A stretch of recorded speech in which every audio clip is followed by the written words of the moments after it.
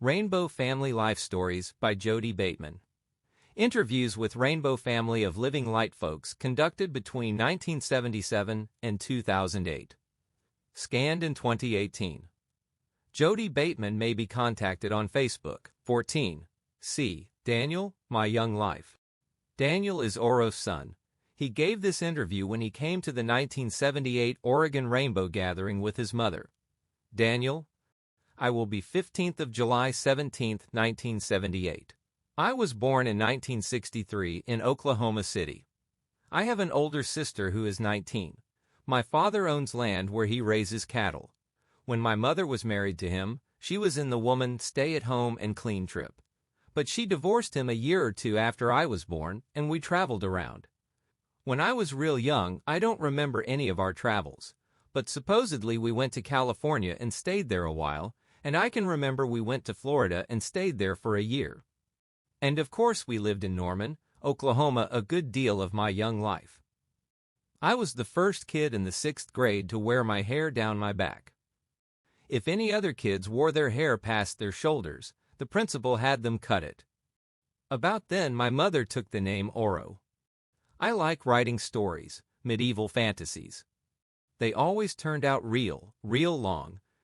I like adventure stories of the Middle Ages like The Hobbit. Fantasy Middle Ages, not real Middle Ages. In school, I was into space.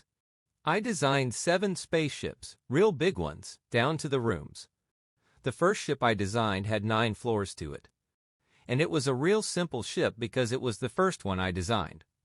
And I moved on to bigger and better ships like 24 floors. Like I finally got to ships with forests on them to provide oxygen.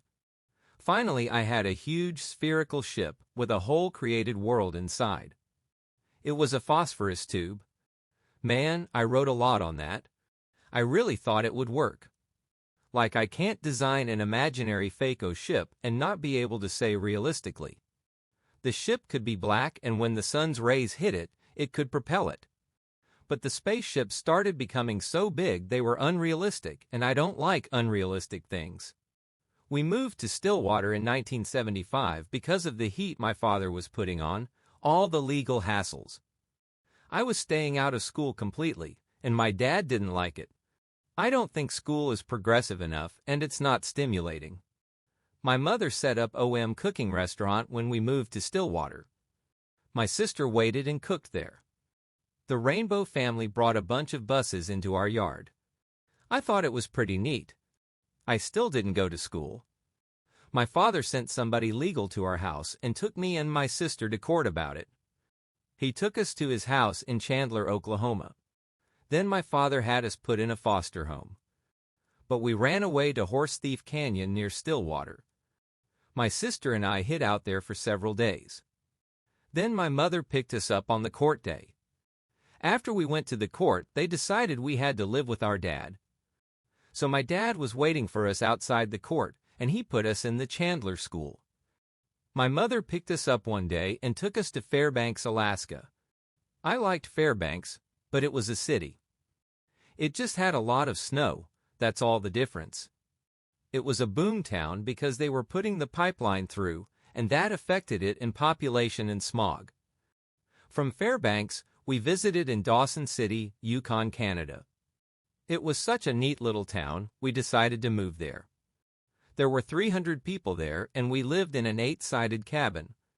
I went skiing and learned to drive a snowmobile. We were in Yukon territory for a winter. From Canada, we went to Kodiak Island, Alaska. Kodiak Island is where we broke up with my sister. My mother and I came back to Oklahoma because my grandmother supposedly had only a few months to live. We went to the New Mexico Rainbow Gathering in 1977. I got sick near the end, but I liked the gathering or I wouldn't be at this one in Oregon. The spiritual energy of the gatherings attracts a lot of people.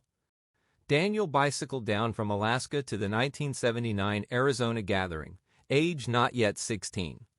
In 1981, he went to the Washington Gathering after graduating from a special high school in Alaska.